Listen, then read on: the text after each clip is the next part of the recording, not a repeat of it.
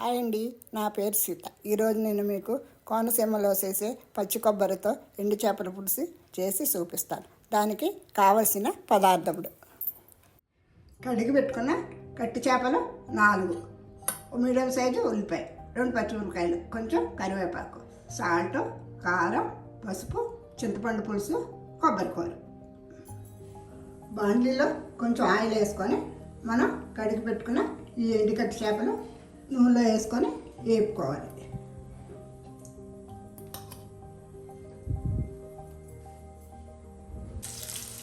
ఇలా వేగిన మనం ఎండు కట్టి చేపల్ని మనం ఒక బౌల్లోకి తీసుకోవాలి.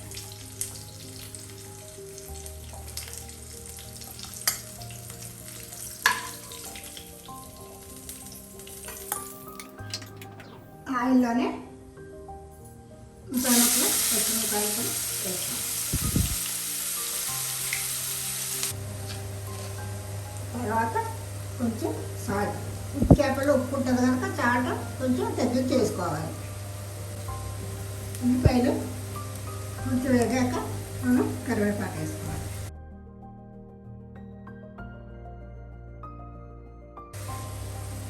ఒక స్పూను కారం, ఒక పావు స్పూను పసుపు. ఇప్పుడు మనం చింతపండు రసం వేసుకోవాలి.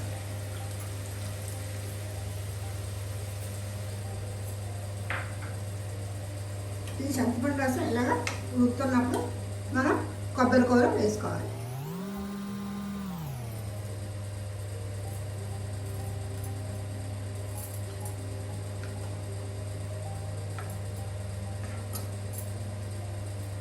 కొబ్బరి పులుసు ఉడుకుతున్నప్పుడు మనం వేపు పెట్టుకున్న ఎండు కట్టి చేపలు వేసుకోవాలి.